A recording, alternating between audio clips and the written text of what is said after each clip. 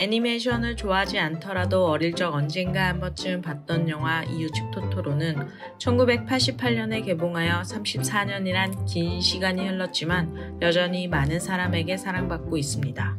이웃집 토토로에는 주인공인 토토로만큼이나 인상 깊은 캐릭터가 등장하는데 바로 이 고양이 버스입니다.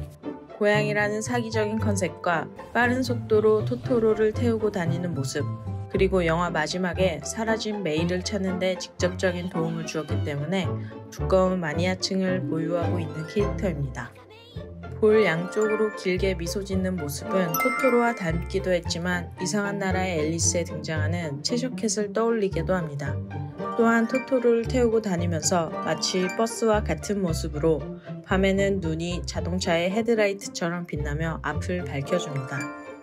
게다가 얼굴 위에는 목적지 표시판까지 있어서 영락없이 이동수단으로서 역할을 하는 것처럼 보입니다. 영화 중후반쯤에서야 버스 정류장에서 처음 등장하는 고양이 버스는 사실 사츠키 가족이 이사온 첫날에도 사츠키를 만났었습니다. 저녁이 되어 불에 뗄 나무를 가지러 밖으로 나온 사츠키가 갑작스러운 바람에 주웠던 나뭇가지가 멀리 날아가 버리는 장면이 있습니다. 이때 사츠키는 아직 토토로와 고양이 버스를 비롯한 신들을 볼 수 없었기 때문에 그저 바람이 분 것이라 생각했지만 후에 고양이 버스가 지나가는 길에 퍼지는 바람의 형상과 비슷하고 바람이 분 후에 길게 장면을 잡아주는 점으로 보아 보이지 않는 고양이 버스가 사츠키를 지나쳐 나무 위로 올라갔다고 볼 수 있습니다. 버스 정류장에서 짧은 첫 만남 이후에는 가장 후반부에 등장하여 사츠키를 메이에게 데려다주는 결정적인 역할을 하게 되는데 메이를 찾은 후에도 다시 이들을 태우고 엄마가 있는 칠국산 병원에까지 데려다주며 드라이브를 시켜주는 다정한 모습까지 보여주었습니다. 이처럼 짧지만 흥미로운 행동들을 많이 보여준 고양이 버스에 몇 가지 의문점이 남습니다.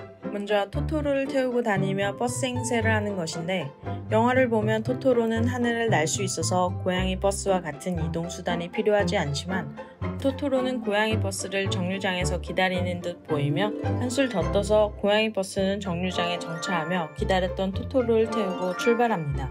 굳이 이들은 왜 이런 행동들을 하는 것일까요? 이들은 작중 신이자 정령이자 요괴를 뜻합니다. 일본인들에게 신은 우리가 생각하는 신과 달리 친숙하고 현실적인 신입니다. 일본 고유 종교인 신토에는 무려 800만의 신들이 존재한다고 합니다. ここはね、人間の来るところじゃないんだ。八百万の神様たちが疲れを癒しに来るお湯屋なんだよ。 기본적으로 자연물뿐만 아니라 동식물에도 신이 깃들어 있을 수 있으며 사람도 신이 될 수 있기 때문에 수많은 신들이 존재하는 것입니다. 수많은 신들의 수만큼 다양한 성향의 신이 있기 마련이며 어떤 신은 친숙하기도 하고 어떤 신은 무섭기도 합니다. 유일신 사상보다는 신이 인간과 더 가까운 거리에 어쩌면 바로 우리 주변에 존재할 수도 있는 것입니다. 더 나아가 지브리 영화에서는 신들이 인간들에게 호기심을 보이며 인간을 흉내내는 모습을 보이기도 하는데 예를 들면 모노노케 히메에서는 이러한 장면이 나옵니다. 다친 사람을 얻고 힘겹게 길을 오르는 아시타카를 숲의 정령 코다마들이 흉내내며 길을 안내합니다. 게다가 미야자키 하야오 감독은 고양이 버스에 관해 이러한 배경 이야기를 하였습니다.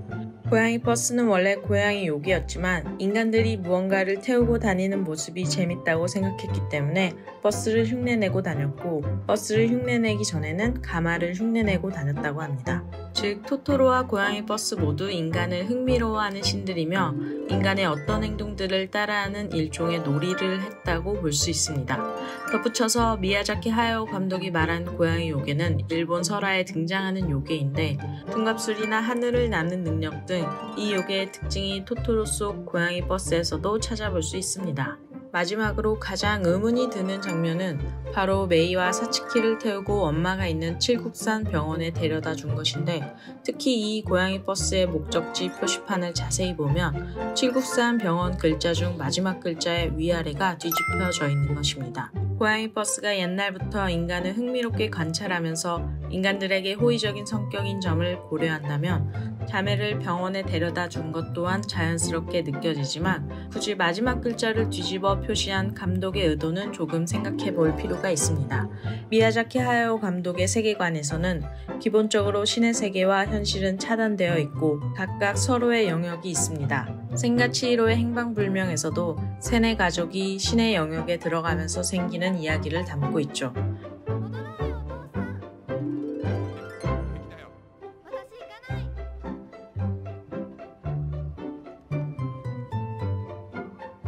토토로와 사츠키 메이 자매가 만나긴 했지만 그들이 각각 속해 있는 세계는 엄연히 분리되어 있습니다.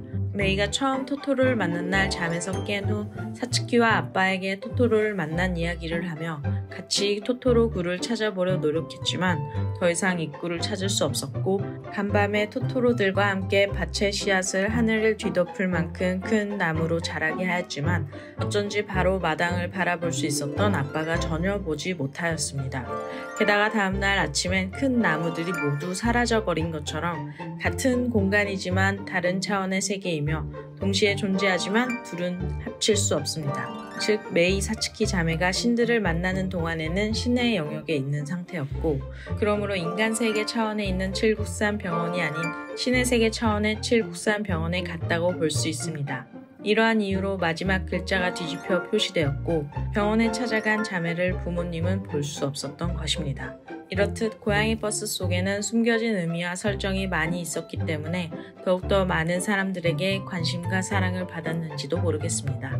고양이 버스에 관해 더욱 흥미가 생겼다면 이웃집 토토로 속편격인 단편 애니메이션 메이와 아기 고양이 버스를 관람하실 것을 추천해드립니다. 이 단편 영화에서는 토토로에 나왔던 고양이 버스보다 작고 소중하게 생긴 아기 고양이가 등장하며 반대로 초대형 늙은 고양이 버스가 나오기도 하며 심지어 고양이 기차, 고양이 비행선 등 많은 재밌는 고양이들이 나온다고 합니다.